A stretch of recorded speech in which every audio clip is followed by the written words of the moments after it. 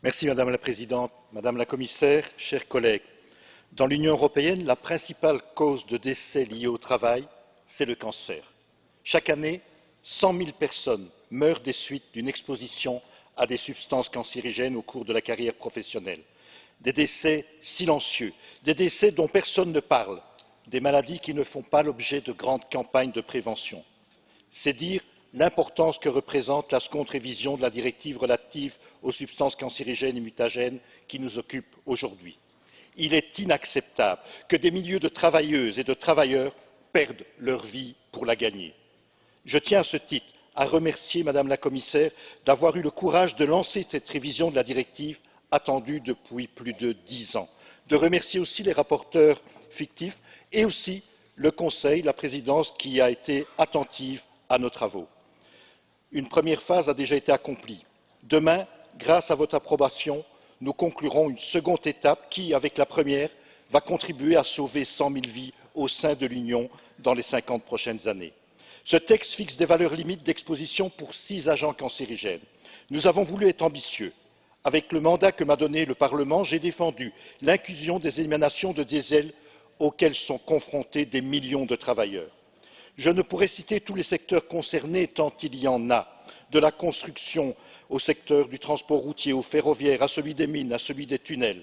Mais ce qui importe aujourd'hui, c'est que nous protégions toujours mieux celles et ceux qui travaillent. Le sujet était sensible. Nous avons longuement négocié, mais le résultat est là. Ensemble, nous sommes parvenus à relever ce défi. Demain, les salariés seront mieux protégés car nous avons inclus les fumées de moteurs diesel et nous avons fixé une valeur limite d'exposition qui va protéger les salariés. La protection des travailleurs doit être renforcée toujours davantage. La science et les technologies évoluent en permanence. Nous avons entrepris une troisième révision de la directive avec la volonté d'aboutir avant la fin de la législature.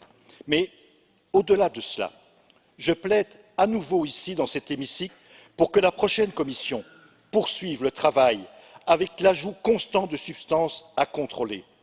Nous avons besoin d'une révision permanente de cette directive. L'Europe ne peut s'arrêter en si bon chemin. La santé de nombreux travailleurs en dépend. Dans ce rapport, j'ai tenu aussi à rendre aux partenaires sociaux le rôle fondamental qui est le leur. Pour inciter les acteurs de terrain à être proactifs, la Commission publiera les accords sur le site de l'agence OSHA pour la santé et la sécurité du travail. Il s'agit là d'une opportunité pour les partenaires sociaux, celle de mettre en place une réelle culture de prévention au sein des entreprises en amont des mesures législatives. Je note d'ailleurs avec satisfaction qu'en octobre, l'industrie chimique et les syndicats européens ont, dans une déclaration commune, demandé à la Commission d'inclure les substances toxiques pour la reproduction dans cette directive. Cela démontre la volonté des acteurs d'aller de l'avant.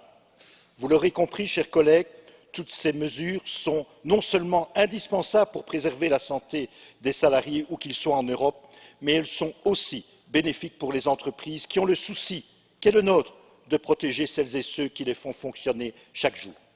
En soutenant ce texte demain, c'est la santé de millions de travailleurs que vous allez protéger. En votant demain, ce sont des milliers de vies que vous allez sauver. Merci. Merci beaucoup, Mr. Rollin. I'm more than happy to welcome you in this chamber today. Thank you very much, Madam Commissioner Thyssen, for joining us. And the floor is yours for 5 minutes now. Thank you very much. Madam President, dear members of Parliament, ever since the beginning of this mandate,